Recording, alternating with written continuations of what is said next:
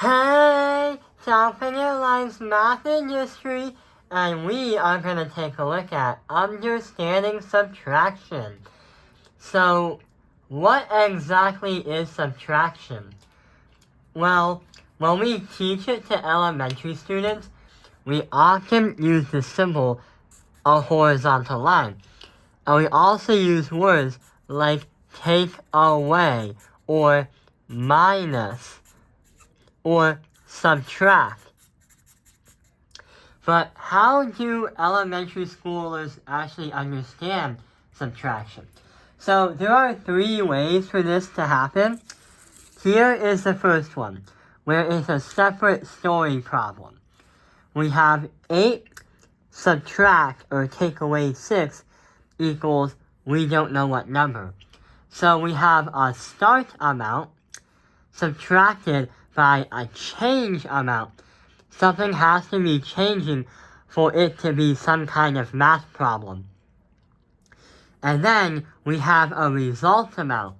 So, how are we going to use a word problem or a story problem to help us understand how this all works? Well, we do have a story problem right here. Mia has 8 toys.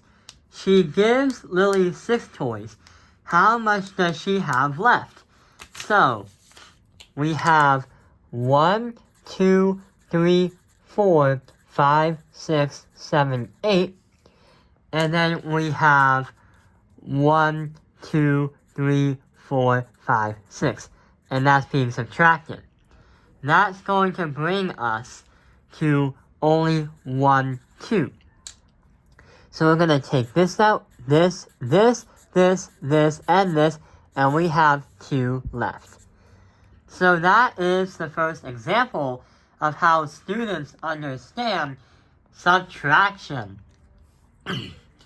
But wait, when it comes to learning mathematics, we need to see how these students show some kind of mastery. So elementary school teachers often try to use different examples where they might alter a math problem or they might reinstate the word problem a bit differently so that students can use critical thinking skills and also grow their cognitive mindset. So right over here we have next is this kind of subtraction problem, where it's a change unknown. So we know the start amount, which is 8, subtracted by we don't know, that's a change amount, and that equals the result amount. So how is that going to help us?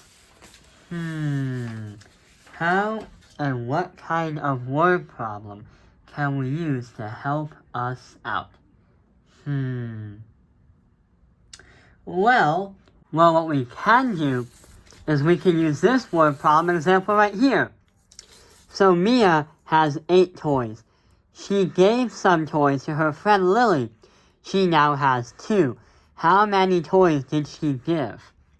So the question is, we have 1, 2, 3, 4, 5, 6, 7, 8. And now we have 2 left over. How much did the change amount change? So we have 1, 2, 3, 4, 5, 6. And that brings us to the leftover 7, 8. So 6 is our final answer. So students will have a tougher time at this because now they have an unknown in the middle part of the equation. But at least this helps them build confidence and understanding how to solve an alternative subtraction problem.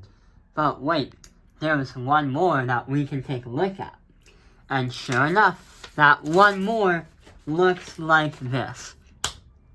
So often we try to solve what the result amount is. But in this case scenario, we don't know the starting amount. Like, what number subtract by 6 equals 2? Not sure how we're going to do that. Therefore, we're going to try to apply this word problem right here, or this kind of story problem right there. So, Mia has some toys. She gives 6. Now she has 2.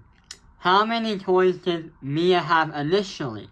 So, on the problem, we're going to say 1, 2, 3, 4, 5, 6. And the other part, we're going to do 1, 2.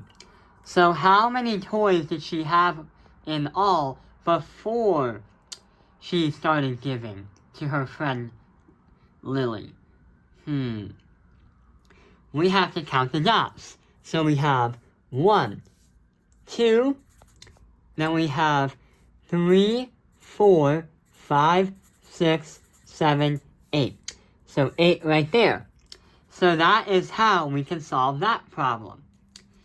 Students can also solve the same exact problem by turning it into a commutative addition problem, where they say 2 plus 6 equals what? So that means 1, 2 plus 1, 2, 3, 4, 5, 6 is going to equal 1, 2, 3, 4, 5, 6, 7, 8. And 8 would be the same answer. So teachers might ask these students to turn this kind of word problem into an addition problem, where it's the opposite but brings you to the same exact answer. So yeah, that is how we understand subtraction. I hope this video has helped you understanding and learning subtraction. Thank you for watching Topping Airlines Math Industry. Like and subscribe!